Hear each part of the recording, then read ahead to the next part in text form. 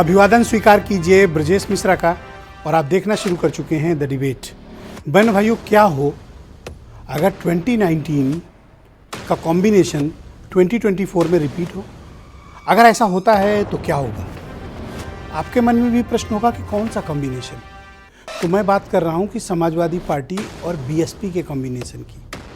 Is it possible? क्या ये संभव है? पिछले 2 दिनों से 48 आवर्स से कुछ राजनीतिक संकेत आ रहे हैं, मायावी ट्वीट हो रहे हैं।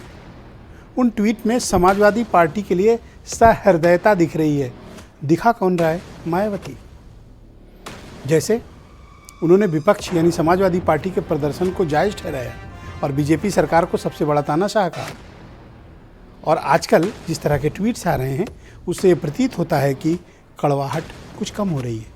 क्या गठबंधन होगा? अगला प्रश्न ये। आज की परिचर्चा इसी विषय पर। बहनों भाइयों, उत्तर प्रदेश की राजनीति कब किस करवट बदले, यकीन मानिए कोई नहीं जानता। वो भी नहीं जानते जो इस राजनीति में के मैदान में सम्मिलित हैं, और वो भी नहीं जानते जो इसमें शामिल हैं, और वो भी नहीं जानते जो इसे खेल रहे हैं। मायावती संकेतों में ट्वीट के माध्यम से मायावी संदेश भेज रही हैं। किसको? अखिलेश यादव को। किसको? समाजवादी पार्टी को। कि अगर विपक्ष एक हो जाता है उत्तर प्रदेश में तो क्या होगा? 2019 सब विपक्ष मिलकर लड़ा, 16 सीट जीत पाया, एक कांग्रेस, 15 इन लोग के खाते में आई। अब अगर विपक्ष मिलता है तो क्या होगा? और क्या इसकी कोई पॉसिबिलिटीज हैं? राजनीति बहनों भाइयों संभावनाओं का खेल है, अवसर का खेल है, समीकरण का खेल है, और सही वक्त पर सही चाल का खेल है। तो क्या मायावती सधी हुई चाल चल रही हैं? पिछले 24 घंटे में उनको आए ट्वीट्स पर नजर डाली जाए, 2 दिनों में, कल और आज। इस सवाल का जवाब आप खुद ढूंढ लेंगे अगर समझदार होंगे तो। राजनीति में संकेत दिए जाते हैं, होर्डिंग नहीं लगाई जाती। होर्डिंग तब लगाई जाती है जब फैसला हो जाता है, उसके पहले संकेत दिए जाते हैं। जैसे ओम प्रकाश राजभर आजकल बीजेपी की बहुत तारीफ कर रहे हैं। मतलब संकेत नहीं, उन्होंने अक्षरों में लिख दिया कि भाई देखो हमारा रास्ता वो वाला है, हम एक्सप्रेस वे से आजमगढ़ नहीं जाएंगे, हम पुराने रास्ते जाएंगे। किधर? अयोध्या होके, बस्ती होके। अब क्या विकल्प बचता है मायावती के पास? 12.5% का वोट शेयर, और इस वक्त मायावती के पास पिछले गठबंधन से फायदा पाए हुए 10 मेंबर ऑफ पार्लियामेंट लोकसभा में, वो भी इस दौर में। मामूली बात नहीं है, बहुत बड़ी बात है। तो क्या मायावती ये 10 को लौटा पाएंगी? जवाब है अकेले बिल्कुल नहीं। क्यों? सिर्फ 12.5% वोट पिछली बार मिला। और मायावती उत्तर प्रदेश की राजनीति को हमसे आपसे ज़्यादा बेहतर समझती हैं। 4 बार मुख्यमंत्री, यहाँ गांव की प्रधानी नहीं आती, पार्षदी का लोग चुनाव नहीं जीत पाते, और एक महिला उसने 4 बार उत्तर प्रदेश जीता, सरकार बनाई, मुख्यमंत्री, एक बार तो अपने बहुमत पे पूरी ताकत से। तो कुछ तो दिमाग लगाया होगा उन्होंने। तो उनका नेचुरल अलाई कौन है? समाजवादी पार्टी। बीजेपी के साथ उनका जो कॉम्बिनेशन है वो कॉम्बिनेशन वो वाला नहीं है जो समाजवादी पार्टी के साथ है। दलित पिछड़ा, ये कॉम्बिनेशन बड़ा तगड़ा है। और साथ में अगर मुसलमान आ जाएं, आहा, तो ये कॉम्बिनेशन तो किसी के लिए भी घातक हो सकता है। लेकिन बहनों भाइयों, एक बार ये आए थे। कब? 2019 में। फेल हो गए, अलग हो गए, सीबीआई के छापों पे अलग से पड़ गए थे। अगर अब की मिलते हैं तो क्या होगा? एजेंसी चुप तो बैठेगी नहीं, सबक तो सिखाएगी। तो फिर क्या होगा? और क्या वाकई में दोनों नेता पिछली कड़वाहट को भूलकर इकट्ठे हो पाएंगे? और क्या बीजेपी का रथ यूपी में रोकेंगे? क्योंकि बिहार कैसे का जो फार्मूला निकला है, इसने कई लोगों को चौंकाया है। It's a serious political discussion. ये कोई मजाक या मनोरंजन का विषय नहीं है। राजनीति एक गंभीर विषय है, और उत्तर प्रदेश की राजनीति बेहद गंभीर विषय, बहुत जटिल। जो इसे समझ ले तो समझिए वो पीएचडी पा लिया, बहुत बड़ा समझदार हो गया। और उत्तर प्रदेश की राजनीति को समझना आसान नहीं है। इसलिए यहाँ के नेता जो कहते हैं और जो कर रहे होते हैं उस पर एकदम विश्वास मत करिए। कई बार आप पाएंगे जो कह रहे होते हैं अगले क्षण बिल्कुल उल्टा कर रहे होते हैं। यहाँ दाएं करो और बाएं न जानने पाए, इस तरह की राजनीति हमारे यहाँ है। तो अब मायावती के इस ट्वीट को आप हल्के में मत लीजिए। क्यों न लीजिए? क्योंकि इस ट्वीट के जरिए कुछ संदेश है कि भाई हम एक कदम बढ़े हैं, अब देखते हैं सामने वाला कितना चलता है। अगर इसी में अखिलेश यादव एक कदम चलते हैं तो फिर अगली चाल का वेट करिए वो क्या करती हैं। फिर धीरे धीरे करके 1-2 महीने में ये लोग कई खुफिया बैठ के उठ के शुरू हो जाएंगी। इनके सिपह सालार वजीरों की मीटिंग शुरू हो जाएगी, सचिव स्तर की वार्ता, मतलब फिर मिनिस्टेरियल वार्ता, और फिर लीडर्स मिलेंगे। तो अगर ऐसा होगा तो क्या होगा? और फिर कांग्रेस क्या करेगी? आम आदमी पार्टी भी यहाँ उत्तर प्रदेश में अपना किस्मत आजमा रही है, MIM भी लगी हुई है, बीजेपी का अलायंस अलग है उनकी पार्टियाँ, और समाजवादी अलायंस अलग है। तो ये सब कैसे होगा? बड़ी कॉम्प्लेक्स है यूपी की राजनीति। आज वही समझना है कि अगर क्या मायावती ये खेमा ज्वाइन कर लेती हैं सोशलिस्ट अलायंस, क्या ये पॉसिबल है? और अगर पॉसिबल है तो होगा क्या? और आजकल ये समाजवादी पार्टी पर बहन जी की मेहरबानियाँ समझ में नहीं आ रही हैं। आज पर चर्चा इसी विषय पर करेंगे। ओम प्रकाश सिंह भारतीय जनता पार्टी के प्रवक्ता हैं। सुनील सिंह साजन समाजवादी पार्टी से मेरे साथ मौजूद हैं। धर्मवीर चौधरी राष्ट्रीय प्रवक्ता हैं बहुजन समाज पार्टी के। आसिम वकार MIM से मेरे साथ मौजूद हैं। सुरेंद्र राजपूत जी कांग्रेस से हैं। और प्रेम कुमार जी सीनियर जर्नलिस्ट हैं, दिल्ली से मेरे साथ इस कार्यक्रम में मौजूद हैं। मैं आप सबका आभार प्रकट करता हूं, धन्यवाद देता हूं कि आप सब इस कार्यक्रम में मेरे साथ सम्मिलित हुए। तो पहली चर्चा आज शुरू करेंगे धर्मवीर चौधरी से। आज वो पूरे ताव में बैठे हुए हैं, ऐसे जैसे कि बस बोलना शुरू करेंगे तो रुकेंगे नहीं। बहुत शुक्रिया आपका धर्मवीर जी। तो ये दोस्ती नई नई है या पुरानी है? आगे इसको कितना मजबूत रखने का इरादा है?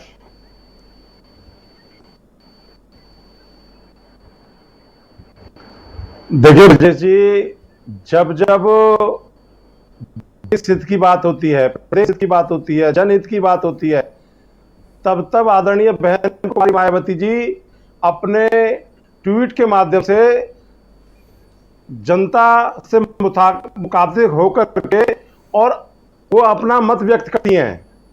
आज प्रदेश में जो गुंडा राज, माफिया राज, जो रावण राज चल रहा है, यहाँ पर ना किसान सुरक्षित हैं, ना बेरोजगार सुरक्षित हैं, ना छात्र सुरक्षित हैं, कोई सुरक्षित नहीं है। आप राजनीतिक पार्टियों को उनके जो है धरने प्रदर्शन पर भी रोक लगाएंगे, उनके विधानसभा पर भी रोक लगाएंगे, तो फिर लोकतंत्र कैसे मजबूत होगा? लोकतंत्र कैसे जिंदा रहेगा? अरे तो आपकी पार्टी पे तो नहीं लगाया ना, समाजवादियों पे लगाया, आप क्यों परेशान हैं? समाजवादी पार्टी पर लगाया हो, चाहे हमारे ऊपर लगाया हो, ये जो तानाशाही प्रवृत्ति बीजेपी की चल रही है कि विपक्ष को जो है वो बिल्कुल भी कोई काम ना करने दे। जब लोकतंत्र में विपक्ष मजबूत नहीं होगा तो तानाशाही प्रवृत्ति पैदा होगी। इसीलिए इस लोकतंत्र में विपक्ष का ब्रजेश जी मजबूत रहना अति आवश्यक है। अब ये मीडिया कर्मी, मीडिया चैनल, आप जैसे लोग जो वरिष्ठ पत्रकार हैं, इसके क्या मतलब निकालते हैं ये मीडिया वाले जाने। लेकिन जब जब देश हित में, चाहे वो धारा 370 की बात हो, चाहे वो एक वंचित समाज से, आदिवासी समाज से महामहिम द्रौपदी, तो आप मुझे बताओ कि ये ट्वीट किस इरादे से किए गए हैं? आप लोग क्या कोई अलायंस का पार्ट बनना चाहते हैं या नहीं बनना चाहते हैं, या ये ट्वीट बस यूं ही कर दिया गया? और जितना मैं जानता हूं यूपी को, यूं ही कोई काम आप लोग करते ही नहीं है। नहीं, देखिए ब्रजेश जी, आज इस देश में जब गठबंधनों का दौर चल रहा है, तो अगर गठबंधन होता है या नहीं होता है ये तो नेता तय करेंगे। आदरणीय बहन कुमारी मायावती जी पार्टी के हित में, जन हित में, प्रदेश के हित में जो निर्णय लेंगी वो अच्छा निर्णय लेंगी। मैं उस लेवल पर नहीं हूं कि मैं अभी आपको ऐसा कोई अपना मत दे सकूं, लेकिन आज प्रदेश में ये जो सरकार चल रही है, एक समाज है जो भय में जी रहा है, एक समाज है जिसे जो है आप फांसी लटकाने को तैयार हैं। तो ये जो सरकार चल रही है, ये सरकार संवैधानिक तरीके से, संविधान के हिसाब से नहीं चल रही है।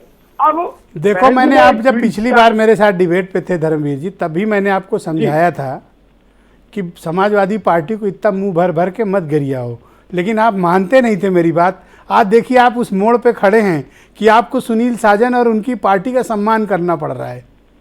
मैं नहीं, आपको देखिए, कितनी मैं बार आपको- समझाया, सुरेंद्र राजपूत ने ब्रजेश कस्में जी- खाई पर आप मानने को तैयार नहीं थे। आज देखो किस ब्रजेश मोड़ पे जी- खड़े हो। ब्रजेश जी, ना हम समाजवादी पार्टी के साथ हैं और ना हम बीजेपी के साथ हैं। इस देश की, इस प्रदेश की 24 करोड़ जनता के साथ हैं और जनहित के मुद्दों के साथ हैं। जब सरकार ऐसा कोई बेजा इस्तेमाल डंडे का करेगी तो जरूर बहन कुमारी मायावती जी बोलेंगी और वो जरूर बोलेंगी। अरे बोले, उनका स्वागत जनहित में है। बोलेंगी। मेरा एक प्रश्न है, अखिलेश रही- यादव को किस तरह का नेता आप लोग मानते हैं? थोड़ा सा इसकी व्याख्या करें। देखिए, मान्यवर साहब काशीराम जी ने मुलायम सिंह जी को उत्तर प्रदेश का सीएम बनाया था। ठीक, ये आपको पूरे देश को पता है। बिल्कुल और पता है। हमारा समाजवादी पार्टी से पूर्व में गठबंधन हुआ, ये सबको पता है। लेकिन जो गठबंधन होता है कि भाई मैं और आप दोनों मिलकर लड़ेंगे, मेरे वोट और आपके वोट मिलेंगे, लेकिन समाजवादी पार्टी का वोट ट्रांसफर नहीं हुआ था। ये जग जाहिर बात है। तो अभी लेकिन क्या इरादा है जैसे- आपका? नहीं, देखिए, कोई गठबंधन की अभी कोई ये, देखिए ब्रजेश जी, गठबंधन में कहीं आपने कभी नहीं देखा होगा कि बहन जी किसी नेता के पास गई। नेता आते हैं, बहन जी से मिलते हैं। भैया तो ये जो ट्विटर पे रोज दावतनामा आ रहा है, मैं इसका क्या करूं? मैं कह रहा हूं कि आप आइए, आपका स्वागत है और बहन जी को प्रधानमंत्री प्रोजेक्ट करिए। हम जो है फूल मालाओं से आपका स्वागत करेंगे। हम कहाँ मना कर रहे हैं? आप आइए और बहन जी को पीएम बनाइए। बताइए भाई सुनील सिंह साजन। हाँ ठीक बात है, मैं आपकी सराहना करता हूं कि आपने सही सही बात अपने मन की रख दी। आप ठीक प्रवक्ता हैं, आपने बिल्कुल सही बात कही कि भैया हमको पीएम मानो कैंडिडेट और आ जाओ गुलाब का फूल लेके या गेंदे की माला लेके। अब वो माला लेके सुनील साजन जाएंगे नहीं जाएंगे ये इनके ऊपर है। बताओ भाई साजन जी, ये तो कह रहे हैं कि आओ हमको मान लो और आ जाओ, तो जाओ फिर, अब क्या दिक्कत है? देखिए ब्रजेश जी, मुझे लगता है कि आप जो डिबेट लेकर के आए हैं, और आपने सही कहा कि उत्तर प्रदेश की राजनीति में कब क्या होगा, ये अपने आप में एक बड़ा विषय है और शोध का विषय है। लेकिन अगर हम विचारधारा की बात करें, आंदोलन की बात करें और अगर इतिहास में जाएं, तो डॉक्टर भीमराव अंबेडकर और डॉक्टर लोहिया दोनों लोग मिलकर के काम करना चाहते थे। शोषित, पीड़ित, वंचित, किसान, बेरोजगार नौजवानों जो पीछे रह गए थे, जिनका हक मारा जा रहा था, उनकी हक की लड़ाई लड़ना चाहते थे। लेकिन वो जाकर के कब पूरा हुआ? जब आदरणीय नेताजी और मान्यवर काशीराम जी दोनों लोग मिल करके इसी उत्तर प्रदेश से भारतीय जनता पार्टी का सफाया किया था।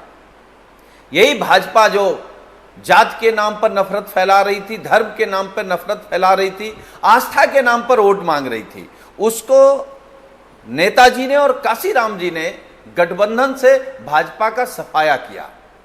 क्योंकि समाजवादी पार्टी, काशीराम जी का आंदोलन आदरणीय मायावती जी लेकर के चली, नेताजी का आंदोलन माननीय अखिलेश जी यादव जी लेकर के चल रहे हैं। लेकिन जो काशीराम जी की विचारधारा थी, जो बाबा साहब की विचारधारा थी, अब समाजवादी पार्टी जब बीएसपी से गठबंधन हुआ 19 में, तो समाजवादी पार्टी ने तय किया हमारी सोच एक है, हमारा लक्ष्य एक है, हमारे दुश्मन एक हैं। एक वो विचारधारा है जिससे हम लड़ रहे हैं, पूंजीवादी, सामंतवादी। तो हम अब बाबा डॉक्टर भीमराव अंबेडकर के रास्ते पर और डॉक्टर लोहिया जी के रास्ते पर, हम दोनों आंदोलन को जोड़ करके माननीय अखिलेश यादव जी, ये कौन सा तरीका है और ये कौन सी नैतिकता है सुनील जी, कि जब आपको सूट करता है आप कहते हैं कि बाबा साहब की और लोहिया जी के विचारधारा के लोग इकट्ठा हो गए, और जब आप लोगों को सूट नहीं करता है तब दोनों एक दूसरे के प्रति बुरा बुरा बोल के अलग भी हो जाते हो। अब चुनाव नज़दीक आ रहा है तो आप फिर इकट्ठा होना चाहते हो। इसी को अवसरवाद कहते हैं। देखिए ब्रजेश जी, मुझे लगता है कि कोई नेता नहीं, और ठीक बात है, आपका अपना मानना है, लेकिन हमारा व्यक्तिगत ये मानना है कि हमारा आपका अगर कोई विरोध है तो हम आपका विरोध कर सकते हैं, आप हमारा विरोध कर सकते हैं। इसका मतलब ये नहीं है कि कोई डॉक्टर भीमराव अंबेडकर का दिखाया हुआ रास्ता भटक गया या डॉक्टर लोहिया का दिखाया हुआ रास्ता भटक गया। विचारधारा अलग है। भाई बीएसपी के प्रवक्ता हैं, हमारी इनकी न पटे, हमारे इनके विचार न मिले, लेकिन इसका मतलब नहीं कि हम इनके मिशन के खिलाफ हैं या हमारे मिशन के खिलाफ, क्योंकि हम दोनों का मिशन एक है। हम भी गरीब की बात कर रहे हैं, किसान तो की बात कर रहे धर्मवीर हैं, जी ने एक मजदूर बात की बात कही कर रहे हैं कि बहन जी को पीड़ित प्राइम पक्ष की बात मिनिस्टेरियल कर रहे हैं, कैंडिडेट मान वही लो। बात वो भी कह रहे हैं। अच्छा, जो बहन जी को मान लो पीएम कैंडिडेट, स्वागत। जो धर्मवीर जी ने बात कही है, जो धर्मवीर जी ने बात कही और जो बात आपने कही कि भाई बिहार से रास्ता चला है, बिहार से फार्मूला चला है, तो बिहार से अगर दिल्ली जाना है तो बीच में ब्रजेश जी उत्तर प्रदेश पड़ता है और वो फार्मूला उत्तर प्रदेश में भी लागू होगा। जहां तक सवाल बड़ा मानने सर, का है, फार्मूला से तो भी हमारे ज्यादा नेता एक माननीय इम्पोर्टेंट अखिलेश चीज यादव जी ने होती है, हमेशा बहन जी वो को बड़ा फार्मूला माना है। लगाना कहाँ है। हाँ। जिसको फार्मूला लगाना आ गया सर ना, वो टॉप करता है। जी ब्रजेश जी, मुझे लगता है हमसे ज्यादा अनुभवी आप हैं। फार्मूला कहां लगाना, इससे ज्यादा जरूरी यह है कि फार्मूला कब लगाना है। जी, तो और कहां लगाना है। आदरणीय बहन जी का हमारे नेता सम्मान करते हैं, हम सम्मान करते हैं, वो बड़ी हैं, बड़ी के नाते सम्मान करते हैं। उनके जो मार्गदर्शन मिल रहे हैं, अगर कहीं कमी होगी तो हम लोग और ठीक करेंगे। ओके, मैं धर्मवीर उनके जी इस को तरीके मौका के दोबारा सुझाव से आते देना रहेंगे। चाहता हूं। भाई हम अपने धर्मवीर आप जी, को और ठीक करता जाएंगे। देखो, आपको जितनी इज्जत चाहिए उससे ज्यादा ही आपको इज्जत दे रहे हैं। आपके प्रस्तावों को भी मान रहे हैं, बिहार का फार्मूला भी मान रहे हैं। आपने कहा इज्जत, ये इज्जत आपको भर भर के दे रहे हैं, और क्या चाहिए।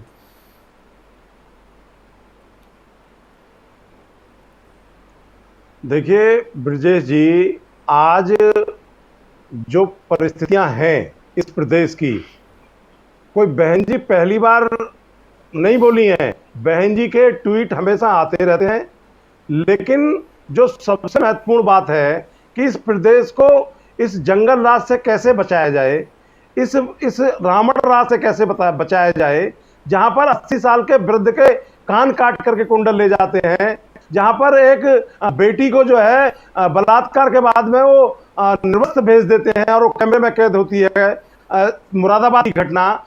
तो ये इससे बहन जी बहुत चिंतित हैं और बीजेपी को दोबारा से मौका दिया इस प्रदेश की जनता ने, लेकिन ये सुधरने को तैयार नहीं है। तो अगर कोई इस प्रदेश से बचा सकता है तो वो बहन कुमारी मायावती जी के वो निर्णय हैं जो जनता के हित में जाएंगे, जनता को बचाएंगे, प्रदेश को बचाएंगे। तो अगर ऐसा कोई निर्णय आता है तो हम उसका स्वागत करेंगे, जनता के जनहित में। ओके, जनहित भी आप ही लोग तय कर लेते हो, मतलब जनता को नहीं तय करना, ये कब मिलना है, कब अलग होना है।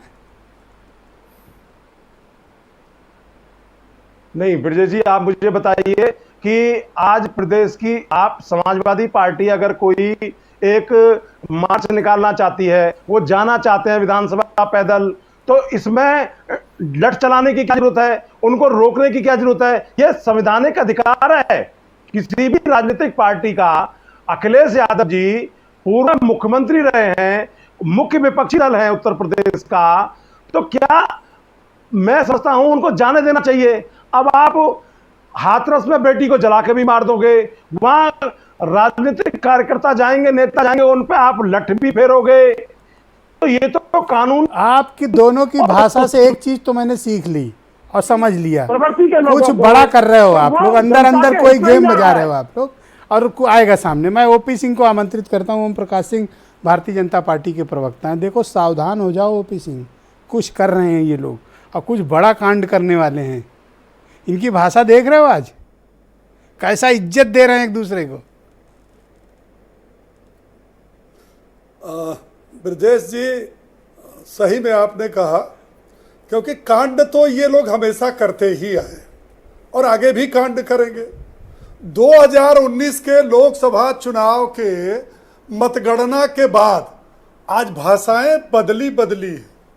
जो नेताएं दिन में 12 बजे के बाद अपनी पार्टी और दूसरे पर तंज कसते हैं ट्विटर के माध्यम से, वो कुछ ट्विटर भी आज जो है मुलायम हुआ है एक दूसरे के प्रति। आपने देखा कि 12 बजे एक ट्वीट हुआ कि समाजवादी पार्टी अगर धरना प्रदर्शन करना चाहती है, वो अगर शांतिपूर्वक जा रहे थे तो उनके साथ तानाशाही क्यों की गई, क्यों रोकी गई? लेकिन उनके साथ साथ ब्रजेश जी, बहन मायावती जी को एक ट्वीट में एक लाइन और देना चाहिए था कि भाई बसपा ने भी इस 5-6 साल में जनता की समस्याओं को लेकर के इस सरकार के खिलाफ फला जगह धरना प्रदर्शन किया और भारतीय जनता पार्टी की सरकार ने उसको रोक दिया। खैर वो उदाहरण नहीं दे पाई। लेकिन ब्रजेश जी, ये 12 बजे का ट्वीट है, 1 बजे का ट्वीट की चर्चा आपने नहीं किया। 1 बजे बहन मायावती जी पुनः ट्वीट करती हैं।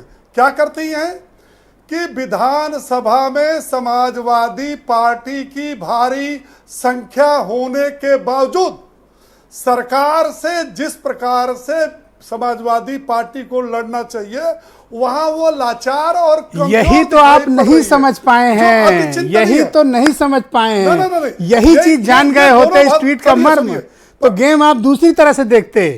सुनिए, देखिए पहाड़ की चोटी से बैठ के मैदान देखिए। बात सुनिए, इन्होंने क्या कहा, हमको भी साथ ले लो तब सही से ताकत आएगी, ये कहना चाह रही हैं। अरे भाई सुनिए सुनिए सुनिए सुनिए ब्रजेश जी, सबका जवाब हम ही को देना है। आप ये बताइए कि काठ की हाड़ी क्या बार बार चढ़ाई जाती है? ये कौन सा नया फार्मूला है? अरे भाई 2019 के पहले ये देखिए, ये पार्टियां कभी गठबंधन नहीं करती, ये सीट जीतने के लिए सशर्त अनुबंध करती हैं, जो चुनाव से 2-3 महीने पहले करती है। समान विचारधारा, देश हित में, जनहित में, मुस्लिमों, दलितों और पिछड़ों की भलाई के लिए हम एक हो रहे हैं।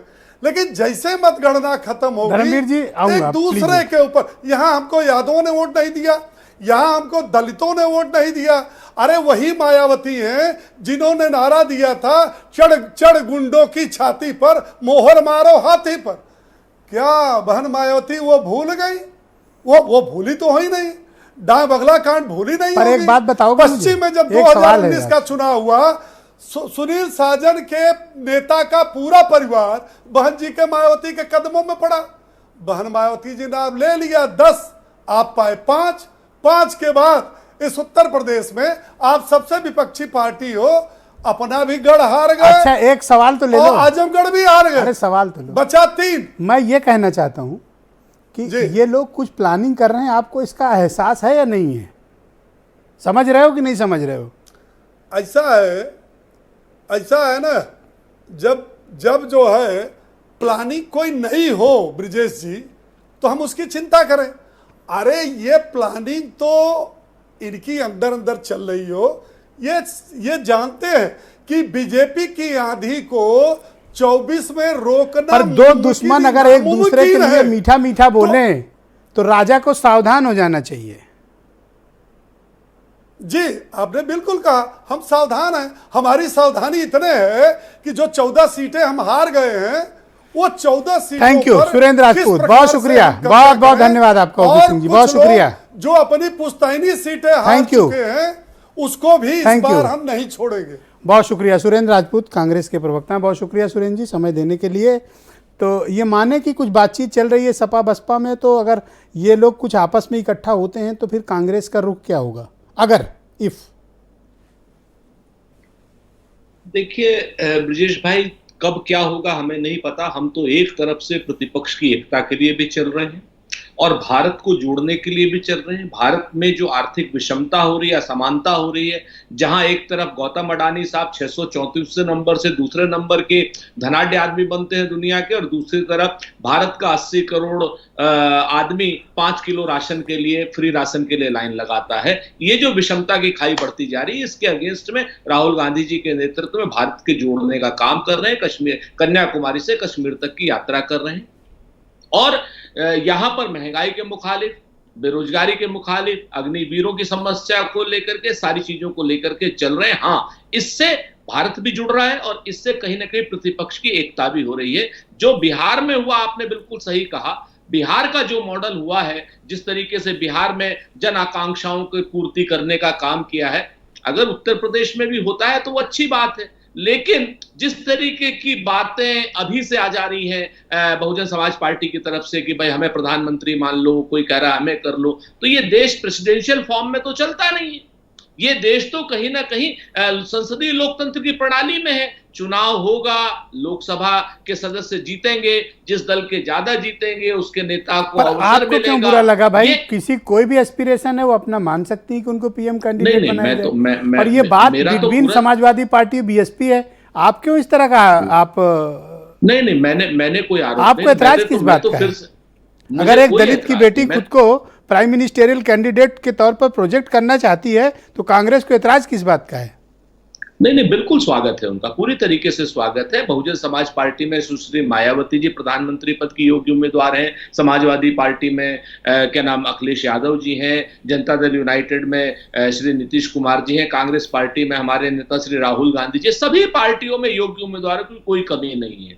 लेकिन भारतीय जनता पार्टी के भ्रम जाल में ना तो हम फंसेंगे और ना ही हम आपको फंसने देंगे और ना ही आपको फंसाने देंगे, हम आप पहले बता दें।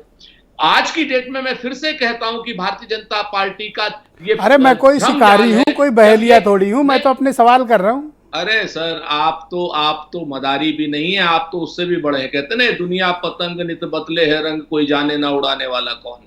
आप तो आपको तो कोई समझना बड़ा मुश्किल होता है सर। हम तो एक चीज जानते हैं कि हमें मदारी से कोई लेना देना नहीं, हमें किसी चीज से, हम तो एक बहुत स्पष्ट जानते हैं भारतीय लोकतंत्र में, संसदीय परंपरा में सांसद चुनने की आजादी अगर ये है, दोनों पार्टियां इकट्ठे चुनने हो की जाते हैं आजादी कि जैसा कि एक दूसरे को संकेत और संदेश और फिलर्स भेज रहे हैं, कांग्रेस का उत्तर प्रदेश में दृष्टिकोण क्या होगा? अगर नहीं, देखिए मैं आपसे बताऊं, कहते हैं ना बुआ और बबुआ के चक्कर में नहीं, मैं एक खाली उदाहरण दे रहा हूं, क्या नाम जिसको कहते हैं कि हम लोगों की तरफ की कहावत है, इससे सुश्री मायावती जी का कोई मतलब नहीं है कहीं आप उसमें वो करें कि जब बुआ के मूछें होंगी तब तो उसको चाचा कहेंगे ना। पहले इन सब चीजों का संज्ञान आने दीजिए, वास्तविक धरातल पर आने दीजिए। प्रतिपक्ष की कोई भी अगर एकता होती है तो कांग्रेस पार्टी उसका स्वागत करती है, इसमें कहीं कोई दो राय नहीं। बिहार में हमने दिखाया है, और बिहार के से नीतीश कुमार जी जब दिल्ली आए थे तो सबसे पहले राहुल गांधी जी से ही मिलने गए थे। ये भी अपने आप में 5 सच है। सीटों पे बात तो बन जाएगी अगर ये लोग अलायंस करें और आपको 5 सीट का प्रस्ताव दें तो? देखिए फिर से मैं आपको बताऊं, अटक से लेके कटक तक और कश्मीर से अरे लेके सर, वो तो- कन्याकुमारी तक भारतीय, सर सुन लीजिए ना, आप बोलने नहीं देते। आप आज मामला कुछ और है। मैं अच्छा बोले। तो कहते हैं ना कि अटक से लेके कटक तक, कश्मीर से कन्याकुमारी तक, अगर सार्वदेशिक रूप से कोई पार्टी भारतीय जनता पार्टी की कुनीति से, अनीति से, कुशासन से लड़ रही है, महंगाई से लड़ रही है, बेरोजगारी से लड़ रही है, तो श्री राहुल गांधी जी की कांग्रेस पार्टी लड़ रही है। क्षेत्रीय दलों के अपनी अपनी जगह पे वो लड़ रहे हैं, उनका पूरा सम्मान है, और उनके साथ सम्मानजनक कोई भी बात में कांग्रेस खुले विचारों से आगे बढ़ेगी, इसमें कहीं कोई भी दो राय नहीं है। कांग्रेस अपने सम्मान के से भी तो बहनों समझौता भाइयों, नहीं 3 करेगी स्थिति और कंफर्म हुई कि हर धर्मवीर शख्स चौधरी, के सम्मान सुनील सिंह का साजन एक ख्याल दूसरे को इज्जत बख्श रहे हैं, और सुरेंद्र राजपूत कह रहे हैं कि हम लोग मतलब खुले दिल का से स्वागत करेंगे। तो जो समझदार लोग हैं वो जान जाते हैं कि ये लोग पका कह रहे हैं। तो अब मैं एक और समझदार व्यक्ति को आमंत्रित करता हूं, आसिम वकार। यूपी की पॉलिटिक्स को बहुत अच्छे से समझते हैं और ख़ासतौर पर कांग्रेस वालों की चाल को बहुत ठीक से समझते हैं। भाई वकार साहब, ये बताओ, इन तीनों की बात सुनी कि नहीं सुनी? अब बताओ चल क्या रहा है, सही सही बताओ। आपने क्या समझा? नहीं, देखिए 2022 के विधानसभा चुनाव से ठीक पहले और चुनाव के बाद सुनील सिंह साजन साहब के राष्ट्रीय अध्यक्ष जी, और कई बार सुनील साजन जी और उनके नेता, मैं बयान दे दूंगा सर, ये कहते रहे कि बीजेपी की मददगार थी मायावती जी, बीजेपी से मिली हुई थी, बीजेपी के लिए काम कर रही थी। मतलब कमाल आप देखिए है सर, अब इनकार नहीं कीजिएगा, दे दूंगा मैं आपको। ये हरा दिया बीजेपी की तरफ से, ये हरा दिया बीजेपी की तरफ से। और मसला ये है कि पल में तोला पल में माशा, ये क्या पता कब बीजेपी के एजेंट हो जाए और कब दोस्त हो जाए। जो दूसरी कमाल की बात आपने ध्यान नहीं दिया, इसमें डिबेट में बोले नहीं, कि पिछले 5 साल लगातार समाजवादी पार्टी ने मुसलमान का मीम माँ एम भी अपनी जबान पे लेके नहीं आए। मायावती भी लेके नहीं आई। और चुनाव जो हारे हैं उसके बाद से लेम मुसलमान देम मुसलमान, मुसलमान भाई, मुसलमान के लिए ये करना, मुसलमान के लिए वो करना दोनों शुरू हो गए, है ना। हाँ देखिए एक बात बता दूं, अच्छा, तीनों को सुन के क्या आपका आकलन है, देखिए कुछ एक करेंगे ये? एक बात ये समझ लीजिए, चाहे वो मायावती जी हों और चाहे अखिलेश जी हों और चाहे ममता जी हों, इनको अगर प्राइम मिनिस्टर बना सकता है कोई तो वो मुसलमान ही बना भी सकता है, इसके अलावा कोई नहीं बना पाएगा। वो आप अपनी बात करो, आप मुसलमानों की बात क्यों कर रहे हो? नहीं, हम अपनी ही बात तो कर रहे हैं, मुसलमान ही आप तो अपनी हैं। पार्टी की बात करो। तो हम मुसलमान ही तो हैं सर। आपको तो मुसलमान यूपी में चिमटे से नहीं छूता। नहीं, वो अलग की बात है सर, वो अलग की बात है कि मुसलमान की मोहब्बत हमसे कुछ ज़्यादा है, वो कुछ ज़्यादा मोहब्बत करता है हमसे। लेकिन ये भी सच है कि मुसलमान पूरी ताकत से ये भी चाहता है कि बीजेपी की सरकार ना बने। जाएगा कहाँ? अब किसे तो हमारे साथ आएगा। आपके साथ यूपी में? जी सर, इतना तो आएगा कि देखिए पिछली बार भी हमने अपनी दर्ज करा दी 25 थी। मिनट की डिबेट हो गई और अब तक इन लोगों ने आपका नाम तक नहीं लिया और आप कह रहे हो कि आप इम्पोर्टेंट हो। नहीं तो अच्छी बात है ना, ये हम तो चाह रहे हैं ये बिल्कुल 2024 तक नाम ना लें। इनसे क्या चाहते हो आप तीनों से, खुल के बताओ। हम इनसे अब कुछ नहीं चाहते हैं, हम इनको ये बताना चाहते हैं कि हम 2022 भी लड़े थे, 2024 भी लड़ेंगे। फिर आपको बी टीम कहेंगे ये? तो कहने दीजिए सर, तो कैसे क्या फर्क मतलब? पड़ता है? बी टीम तो ये मायावती को भी कह रहे थे, तो अभी इनके साथ आने और का मायावती जी इनको कह रही थी। अभी की बात है, 3-4 महीने पुरानी बात। कोई प्लानिंग है कि इनके साथ आओगे? अगर नहीं ये नहीं कह रहे थे, नहीं कह रहे थे मायावती हाँ, जी कहा को था। ये लोग कह दोनों रहे एक थे दूसरे बी को कहे टीम, थे। वो उनको बी टीम कह रहे थे। दोनों एक दूसरे को बोले थे। तो इनका सर, इनकी क्या तो आप क्रेडिबिलिटी ये क्या है? बताओ कि सर क्रेडिबिलिटी बताइए मुझे आप। ये एक दूसरे को बी टीम बीजेपी की कह रहे थे। अगर ये इकट्ठा होते हैं तो आप क्या करोगे? हम तो चुनाव लड़ने आए हैं सर, हम चुनाव लड़ेंगे। और ये अगर बुलाएं तो आओगे? बुलवाइए इनसे, हम तो पहले से राजी हैं। ये नहीं छूना चाहते हैं आपको ना? तो ना छुए। देखिए अच्छा, छुआने के लिए क्या चाहिए आपको? मतलब डिमांड क्या है आपकी? आपके जो चैनल उसको देख रहे हैं इस वक्त, जो आपके जो लोग देख रहे हैं, जो ऑडियंस है, उनसे मैं कहना चाहता हूं कि अब गेंद इनके पाले में। भाई आप सबको देने पर राजी हैं, आप उनके आगे झुके जा रहे हैं, वो आपके आगे झुके जा रहे हैं। सरकार अगर आप बदलना चाहते हो और अपनी सरकार बनाना चाहते हैं, सबसे कह रहा हूं, चाहे कांग्रेस हो, चाहे बहुजन हो, चाहे सपा हो, सबसे कह रहा हूं, तो आप अकेले नहीं बना सकते। और आपको लगता है आप अकेले बना सकते हैं हम लोग को नजरअंदाज करके, तो बनाइए। तो आओगे? हम आपके साथ राजी हैं आने के लिए। आप राजी हो? नहीं, हम राजी हैं आपके साथ आने के लिए, हम पहले भी थे। क्या चाहिए आपको? भाई ये जो दे रहे हैं, पहली बात तो ये देने की स्थिति में आए। अभी तो देने की स्थिति में चाहिए नहीं क्या है। ये तो बताओ ना, खुल के बोला है, पब्लिक डिबेट है। देखिए पांडव ने 5 मांगे थे गांव, हाँ, हम कह रहे हैं हमको 3 दे दो। 3 सीट दे दें, 4 दिलवा दीजिए। बताओ भाई धर्मवीर जी, देखो क्या इनको 3 या 4 कह रहे हैं, दे दें। नहीं, खाली धर्मवीर जी क्यों पूछ रहे अरे हैं? एक एक करके सुनील पूछूंगा ना, साजन कि जी। एक साथ थोड़ी पूछूंगा, इनसे फिर उनसे। अभी सामने पूछ लेते हैं ना। नहीं भाई, नहीं देखिए, मुसलमानों के नाम पर आप वोट तो ले रहे हो। तो रुक तो जाओ, नहीं पूछ मतलब, लेने। नहीं ये भी क्लियर कर दूं, मुसलमानों के नाम पे अरे अब आप इतना 3 बड़ा सीट प्रस्ताव दे दिया सकते तो हैं, नहीं दे ऑनलाइन सकते चर्चा 4। हो जाए। भाई धर्मवीर जी 10 सेकंड में बताओ, इनको 4 दोगे क्या? देखिए ब्रजेश जी, ये सब अभी बातें बेमानी की बातें हैं। अभी कोई किसी से गठबंधन बहुजन समाज पार्टी का नहीं है, और समाजवादी अपने दायित्व मुख्य विपक्षी दल से विफल हो रही है। इसीलिए आदरणीय बहन कुमारी मायावती जी ने इस तरीके के ट्वीट के माध्यम से इस प्रदेश की जनता को, इस सरकार को, अच्छा भाई सुनील साजन जी, विपक्षी दल है इनके उसको प्रस्ताव पर आपका क्या आगाह विचार करने है? का काम किया है। आसिम वकार के और प्रस्ताव पर। देखिए आसिफ वकार साहब हमारे बड़े भाई जैसे हैं। मैंने तो 2022 में भी कहा था कि आप समाजवादी पार्टी से चुनाव लड़ लीजिए भाई, हम अपने नेता से अनुरोध करेंगे। और आप बताइए, आपने कहा ना कि दर्शक देख रहे हैं, तो दर्शकों के सामने बताइए।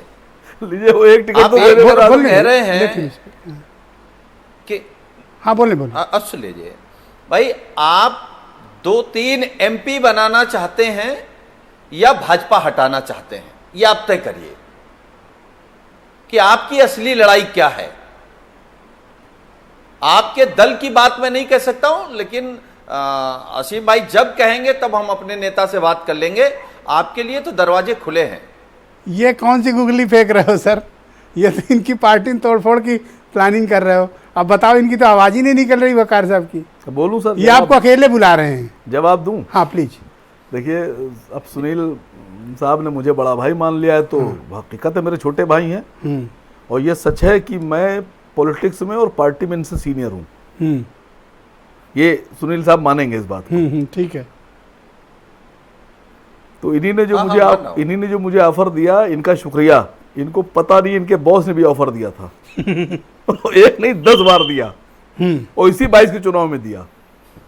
तो क्या प्लानिंग है 24 की? लेकिन सर बहुत मजबूत दिल का और बहुत शुक्रिया आपका। बहुत मजबूत दिमाग का आदमी हूँ। आपका मामला तो सेटल होता दिख नहीं रहा मुझे। मैं जाति लड़ाई लड़ने नहीं आया हूँ, ना ही मुझे जाति MP MLA बनना है। Thank you. मेरी लड़ाई मेरी कौम की लड़ाई है, मेरी पार्टी की लड़ाई है, और मैं उसे लड़ता रहूंगा।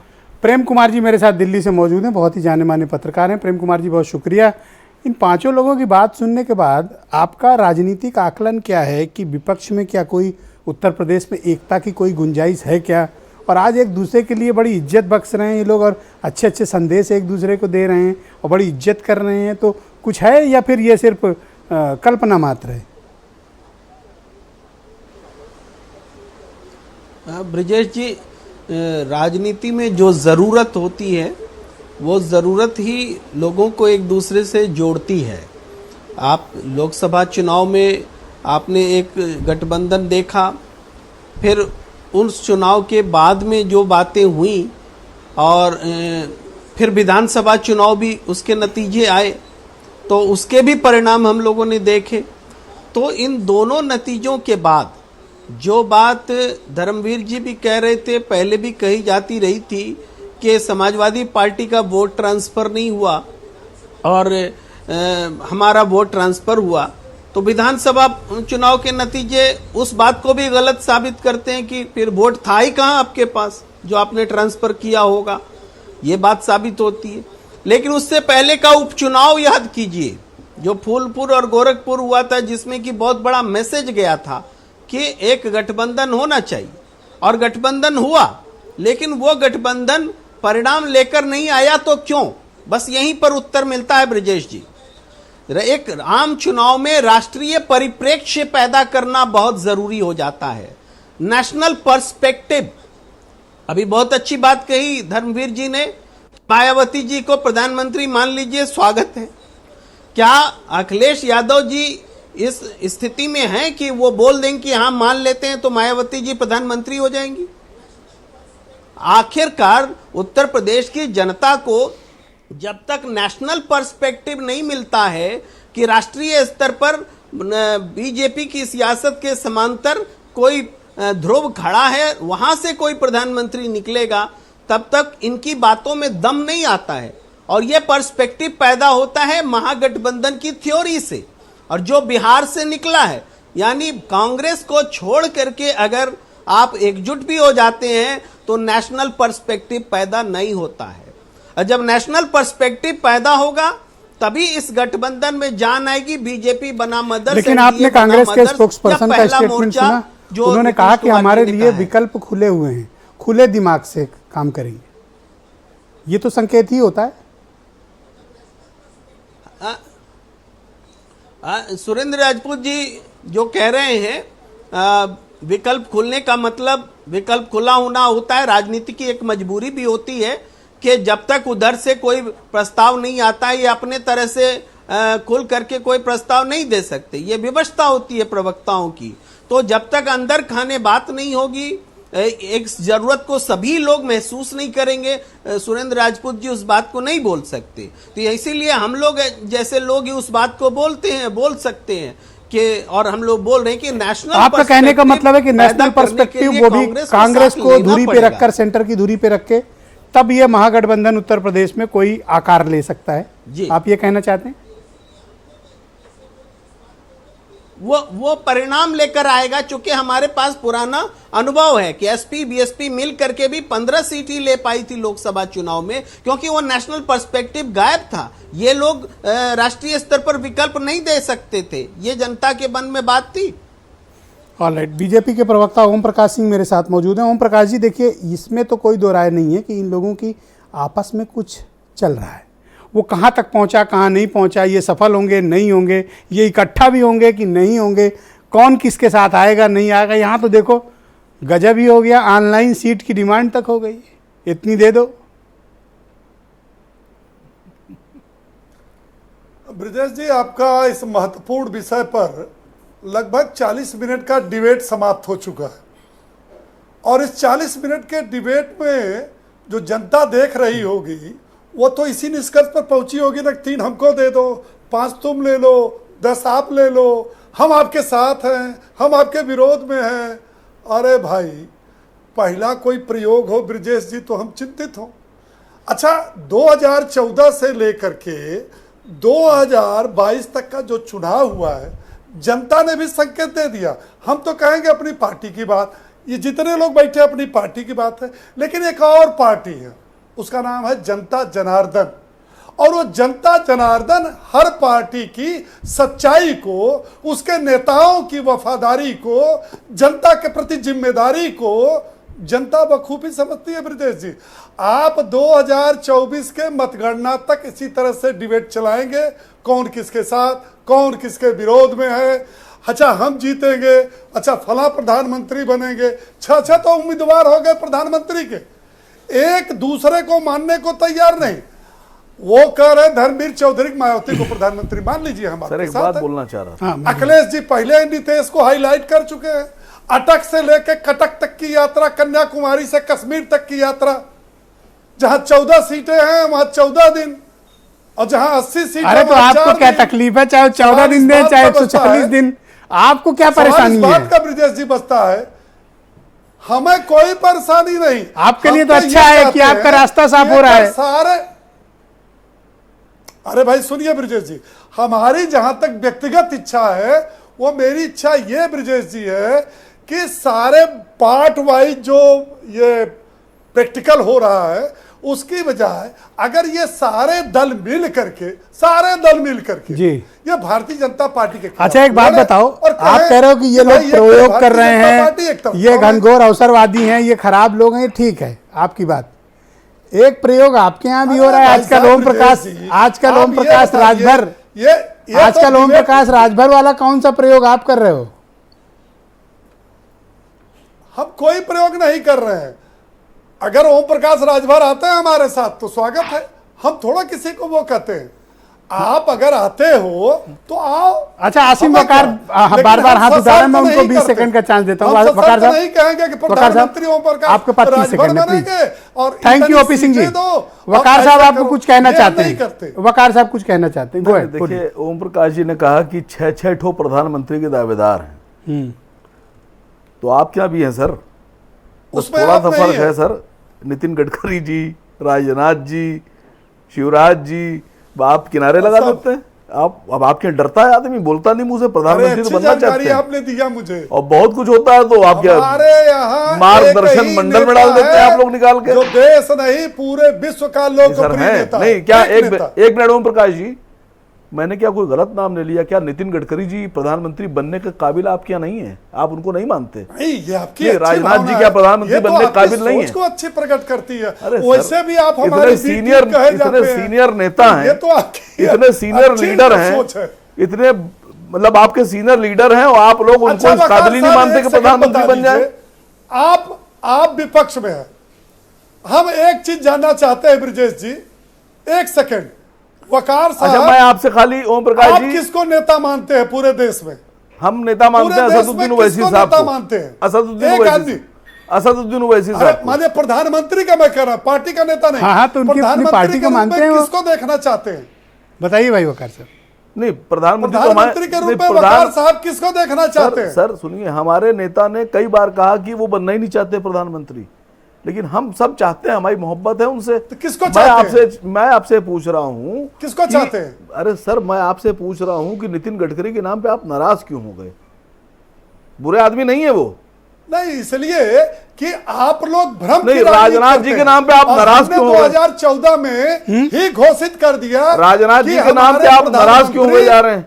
आदरणीय मोदी जी होंगे, और 14 में भी और घोषित नितिन गडकरी किया, जी आदरणीय नहीं है? भाई, क्या? आसिम बकार उनके घर में घुस के क्यों खेल रहे हो? अपने घर में खेलो। अरे सर, मैं खेल ही नहीं रहा हूं, मैं तो मोहब्बत आप की अपने बात घर कर रहा में हूं। खेलो ना, किसको उनके चाहते घर हैं, में बता ही क्यों नहीं खेल रहे हो? अरे सर, आप नाराज अरे बेवजह में हो साहब रहे इतने हैं। कह देते हैं कि हम मोदी जी को चाहते हैं। अरे मैंने किसी घटिया आदमी का नाम बकार नहीं लिया है, साहब, मैंने वो राजनाथ लोग जी किसको रक्षा चाहते हैं? मंत्री का प्रधानमंत्री के रूप में देखना चाहते और हैं। सर नितिन गडकरी जी का नाम लिया है। आप नाराज हुए जा रहे हैं उन दोनों के नाम पर। ऐसा लग रहा है जैसे मैंने मतलब कोई कि आप खराब नाम ले बीजेपी को लिया। चाहते हैं प्रधानमंत्री के रूप में देखना। अच्छा अरे एक बकार बात साहब, बोलिए अच्छा एक ना बात ये बताइए कि हम बीजेपी का सर, हाँ, पूछिए, प्रधानमंत्री पूछिए। देखना चाहते सर हैं। आवाज आ रही, सर पूछिए। सर एक बात ये बताइए कि फर्ज कीजिए आपके पास ऑप्शन दे कोई देश का आदमी या मैं दे दूं कि मोदी जी के बाद सेकंड नंबर और थर्ड नंबर पर किसको देखना चाहते हैं? नाम बताइए जरा। नितिन गडकरी जी, राजनाथ जी, शिवराज जी, किसको देखना चाहते हैं?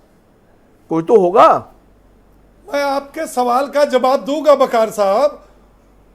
आप इतने बता दीजिए कि आपकी पार्टी में जो नेता हैं उनके अलावा कौन नेता आप मानते हैं? किसको मानते हैं? अरे बैठे हैं आसिम हमारे बकार। यहाँ तो ये सभी बड़े नेता हैं, सभी जो है राष्ट्रीय अध्यक्ष रह चुके हैं, सभी महत्वपूर्ण पदों पर हैं, लेकिन देश का चुनाव आदरणीय नरेंद्र मोदी जी के नेतृत्व में 14 से लड़ते आ रहे हैं, जिसको जनता चाहती हो गया बकार साहब? जिसको जनता चाहती है। हो गया? ये परिवारवादी नहीं, पार्टी मैं तो नहीं है दिखाना चाह रहा था वो कि हो गया। Mulayam Singh, Thank you। अखिलेश, मतलब इनकी नजर में राजनाथ जी नेता नहीं है, इनकी नजर में नितिन गडकरी नेता नहीं है, इनकी नजर में शिवराज जी नेता अरे नहीं यार, है। मेरे अच्छा योगी जी, राष्ट्रीय एक मिनट, अध्यक्ष ओम हैं। प्रकाश झगड़ा ना जी, कराओ इनके यहाँ। अच्छा योगी, क्यों झंझट कराना? ओम प्रकाश जी एक बात बताइए, अगर योगी जी अपने को प्रधानमंत्री प्रमोट करते हैं या प्रोजेक्ट करते हैं तो क्या आप इतना ही विरोध करेंगे? फिर भी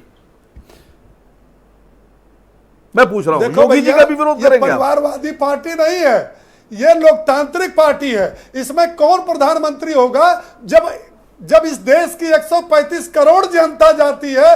मुझे दुख है। Thank you. एएमआई सर दहशत देखिए कि योगी जी का नाम तक नहीं ले रहे हैं मुंह से। योगी जी का नाम भी नहीं ले रहे हैं हमारे डर के मुंह से। अरे बकार साहब, मैं तो आपको बहुत सीनियर जानता था। अरे है आपको इस सीनियर। देश की 135 करोड़ जनता जानती है कि भारतीय जनता पार्टी का प्रधानमंत्री कौन है, कौन होगा। अरे वो अफसोस की गुगली बात फेंक कि रहे हैं और आप नहीं खेले जानते। जा रहे हो। जबकि अरे आप छोड़ दो आपके इनको। साथ नाराज हो में रहे हैं आप मुझ भी पर। हो। मैं तो बहुत छोटा सा आदमी हूं। मैंने कहा कि मैं बहुत नाराज से नहीं लोग हो रहा योगी जी हूं को भी वैसे। चाहते हैं। अरे जो आपकी आप पार्टी राजनीति में, कर रहे हो इस देश के अंदर, आपकी पार्टी में योगी लोग अब वो आप वही नहीं राजनीति चाहते तो मैं करो, क्या करूं बकार सर? साहब। अब आप मोदी जी के भक्त हैं, लेकिन बहुत से लोग योगी जी के भी साथ हैं। अब आप नहीं होंगे। आप किसके भक्त हैं? आप असदुद्दीन किसके, ओवैसी योगी जी साहब के के। भक्त हैं कि मोदी जी के हैं? नहीं, वैसे साहब के इन दोनों के नहीं है। नहीं है। तारीफ आप कर रहे हो और भक्त नहीं हो। अरे मैं पूछ रहा हूं चालीसा आपसे आप सर। मोदी और योगी जी का पढ़ रहे हो और भक्त हो ओवैसी का। ऐसा भक्त तो हमने देखा नहीं अरे यार। सर बहुत से लोग अरे योगी यार, जी को भी पसंद करते हैं। बकार साहब, अब बहुत आप नहीं करते तो सीनियर मैं क्या एएमआई करूं के सर? प्रवक्ता हो। अब नहीं करते हैं, आप छोड़िए। अब नहीं, अब ठीक अरे है। आप किसको पसंद करते हो बताओ, उसी को हम मान लें। असदुद्दीन ओवैसी आप साहब किसको को। पसंद करते हो बताओ। ओवैसी साहब को। प्रधानमंत्री उन्हीं को बनाना चाहते हो आप? नहीं, अगर हम नाम प्रधानमंत्री उन्हीं को बनाना चाहते हो? नहीं, हम नाम लेंगे तो आप मान लेंगे बात? हाँ बताइए, बताइए। नहीं, पहले आप किसको वादा प्रधानमंत्री कीजिए। चाहते हैं? नहीं, पहले आप अरे वादा क्या, कीजिए। बताओ तो बोलो तो। अरे बोलिए ना। नहीं, आप वादा कीजिए अरे पहले। बात खुल गई तो बोल डालो। चाहते हैं? आप वादा कीजिए। हाँ अरे बोलिए ना, किसको प्रधानमंत्री चाहते हैं? अरे आप वादा तो कीजिए। किसको अरे आप चाहते ही हैं की वकार पार्टी साहब? में, आप ही की पार्टी में नाम ले लूंगा सर। अरे बोलिए। अपनी पार्टी की बात करो। अब हमारी पार्टी का वफादारी करने आए हो कि अपनी पार्टी का लड़? वहां देख रहा हूं मायावती को अच्छा, चाह रहे हैं। अच्छा, ओम वो प्रकाश जो है भाई। राहुल जी अच्छा, को चाह ओम रहे प्रकाश हैं। भाई। वो अखिलेश जी को चाह मेरी रहे हैं। एक बात अब समझ आप में कह नहीं रहे हो आई। कि हमारे पार्टी हाँ, का- बोलो बोलो। सर मेरी एक बात समझ में नहीं आई। मैंने तो सारे नाम आप ही की पार्टी के लिए, ठीक है ना? अब मुख्यमंत्री योगी आदित्यनाथ जी से भी आप नाराज। उन्हीं को चाहते हो ना प्रधानमंत्री? बनवा दीजिए। मतलब ये तय हो गया कि आप चाहते हो कि भारतीय Thank you। जनता पार्टी का ही नेता धर्मवीर प्रधानमंत्री जी, बने। धर्मवीर जी, वर्तमान भारतीय राजनीतिक जनता हालात पार्टी में का ही नेता क्या प्रधानमंत्री बने। कोई संभावना ऐसी बनती हुई दिख रही है कि आप लोग इकट्ठा हों?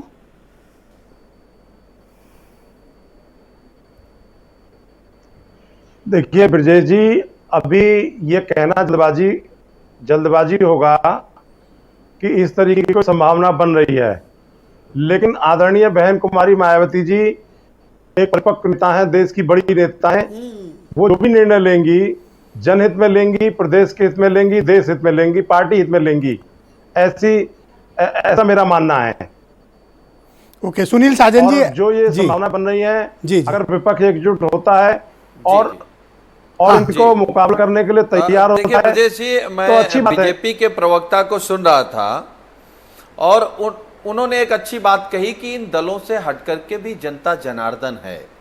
तो वही जनता जनार्दन जिसको कहा गया था कि डीजल पेट्रोल के दाम घट जाएंगे, गैस के दाम घट जाएंगे, रुपया डॉलर के बराबर आ जाएगा, रोजगार मिल जाएंगे, क्या ये सब कुछ हो पाया है?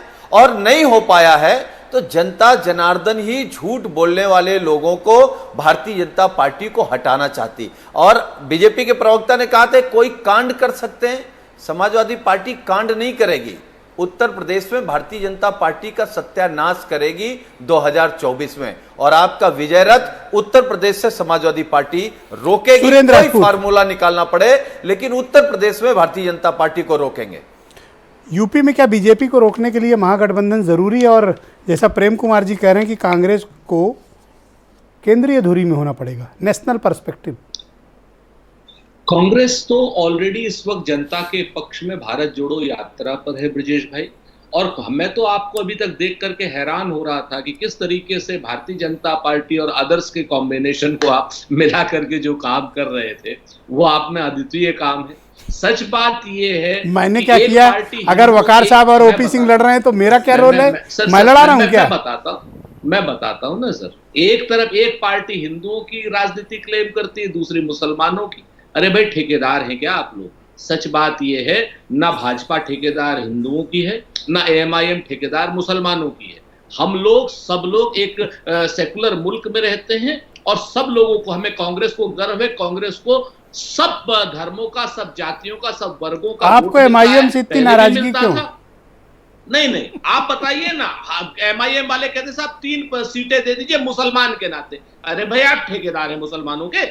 आप मुझे बताइए, आप देश के ठेकेदार बनिए, महंगाई के खिलाफ लड़िए, बेरोजगारी के खिलाफ लड़िए। आप हमेशा कहने लगते हैं कि मुसलमान के नाम पे दे दीजिए, अल्लाह के नाम पे दे दीजिए, मुसलमान के नाम पे। ये क्या मजाक है भाई? बताओ भाई। सच्चाई से उसी तरीके से भारतीय जनता पार्टी अच्छा, वकार साहब भगवान के पीछे छुप जाते हैं। वो चंदा चोर हैं और क्या नाम, एमआईएम वाले कहते हैं मुसलमान के नाम पे हमें कर दीजिए। इस देश का कोई संविधान है, निरपेक्ष संविधान है। इस निरपेक्ष संविधान में वकार साहब इतराज आ गया भाई, अब तो इतराज है। मुसलमान की बात, और सुरेंद्र जी के इतराज को मैं मानता बहुत हूँ। बताइए भाई वकार साहब। लेकिन सर हमें लग रहा है कि अब इलाज की और दवा की बहुत सख्त जरूरत है। किसको? सुरेंद्र जी को। 2 गोली सुबह, 2 गोली दोपहर और 2 गोली शाम। हमारे इलाज को छोड़ो वकार साहब, आप अपना इलाज करो, शांति आएगी। मैंने कहा ना, अपना इलाज करो, हमारे इलाज को छोड़ो। जो आप हिंदू मुसलमान करते रहते हो, भारतीय जनता पार्टी के पक्ष में जो बातें करते हो, और शुद्ध रूप से आप कम्युनल बात करते हो। बहुत स्पष्ट है, आप कहते हो 3 सीटें दे दो, हमने तो 3 से ज्यादा दी मुसलमानों को सीट। पूरे देश में देते हैं मुसलमानों को सीट। आप कितनी देते हो भाई? कितनी जगह पे लड़ते हो? आप बताओ। मुसलमानों को सीट कांग्रेस नहीं देती, सपा नहीं देती, बसपा नहीं देती। आप 3 मतलब जो एमआईएम को देंगे वही मुसलमान की सीट मानी जाएगी। ये है आपकी राजनीति। बात तो वैलिड कही भाई राजनीति, कोई वैलिड नहीं है। बात तो वैलिड कह रहे हैं। इनको कोई सीरियस नहीं ले रहा है, पूरा देश सीरियस नहीं। अरे हमें मत लीजिए सीरियस। जिस दिन इनको ये मालूम हो गया कि इनकी कमी कहाँ है, पूरी तरीके से जिस दिन इनको ये मालूम हो गया राहुल गांधी जी को, जरूरत नहीं है आपके सीरियस लेने की, कि इनकी कमी कहाँ है। Thank you Prem Kumar ji. हो जाएंगे प्रेम कुमार जी, कोई गठजोड़ बनता है आज के परिचर्चा के बाद? आपका इस क्या दृष्टिकोण है कि कोई अलायंस इनका बनने का कोई पॉसिबिलिटीज हैं, या ये सिर्फ हम लोग टीवी डिबेट के माध्यम से ही इस तरह के चीज़ों को समझने की कोशिश कर रहे हैं? जी ब्रजेश जी, मुझे ये साफ तौर पर लगता है कि राष्ट्रीय स्तर पर कोई गठजोड़ बने न बने, लेकिन प्रदेश के स्तर पर पूरे देश के हर प्रदेश में एक गठजोड़ बनना शुरू हो रहा है। और अगर ये होता है तभी जाकर के आम चुनाव में एक चुनौती सामने पेश हो सकेगी बीजेपी के लिए, और अगर ऐसा नहीं होता है तो बिल्कुल पेश नहीं होगी। तो ये चूंकि बिहार से जो शुरुआत हुई है वो उत्तर प्रदेश में अगर हो गया तो ये समझिए कि पूरे देश में बहुत बड़ा संकेत जाएगा, चूंकि यूपी, बिहार, बंगाल और झारखंड, इन 4 प्रदेशों की संख्या अगर लोकसभा सीटों की देख लें जहां बीजेपी का परफॉर्मेंस या एनडीए का परफॉर्मेंस अच्छा रहा था, और वहां अगर किसी इन समीकरणों की वजह से बिगड़ जाएगा तो सत्ता में मैजिक फिगर पाना बीजेपी के लिए मुश्किल हो जाएगा। इसीलिए उत्तर प्रदेश में ये जो सियासत है इसका बहुत महत्व है और राजनीतिक दल इस बात को समझ रहे हैं। शायद इसी वजह से ये ट्वीट्स करके मायावती जी ने संकेत दिया है। मुझे लगता है कि आने वाले समय में महागठबंधन का रूप जो है उत्तर प्रदेश में दिखेगा और दूसरे प्रदेशों में भी अलग अलग किस्म से दिखेगा। बहुत बहुत धन्यवाद सर। वकार साहब 10 सेकंड ओनली। राजपूत जी नाराज बहुत थे तो मैंने सोचा था कि शांत हो जाए तो जवाब दूं। हाँ शांत है, बता रहे हैं अरे दोस्त हैं आपके, कल शर्मा की चाय की दुकान में मुसलमानों को ये दिया वो दिया ये सीट दी। सर दिल्ली में राहुल जी ने प्रोग्राम किया था रामलीला मैदान में, मंच पे जगह तक नहीं दी, अरे कुर्सी तक नहीं दी। फालतू की बात मत किया कीजिए। मंच पे किसी को बोलने तक नहीं दिया मुसलमान को, किसी मुसलमान को बोलने नहीं दिया, किसी मुसलमान को कुर्सी नहीं दी, किसी मुसलमान को आगे की रो में बिठाया नहीं। और मुसलमान की बात करते हैं, सब नाराज हो जाते हैं। सिर्फ मुसलमान के ठेकेदार। जाइए वीडियो निकालिए, मैं तो देश से कह रहा हूँ कि वीडियो निकालिए। धन्यवाद भैया। मैं यहाँ देखो एक चीज बताएं, यह हिंदू मुसलमान की डिबेट ही नहीं, आप लोग गलत रास्ते पे जा रहे हो, वापस लौटो, सही ट्रैक पे आओ। धन्यवाद। Debate over. नहीं, मुझे ये तरीका बिल्कुल नहीं पसंद, आपस में लड़ना ही नहीं है, आपस में नहीं, ना ना ना, मैं डिबेट में लड़ने ही नहीं दूंगा। आपका धन्यवाद, सबका धन्यवाद, बहुत बहुत शुक्रिया। Debate over. धन्यवाद धन्यवाद धन्यवाद। और बहन भाइयों आप सबका भी बहुत शुक्रिया। राजनीति है, कभी भी कुछ भी हो सकता है, तैयार रहिए। नमस्कार।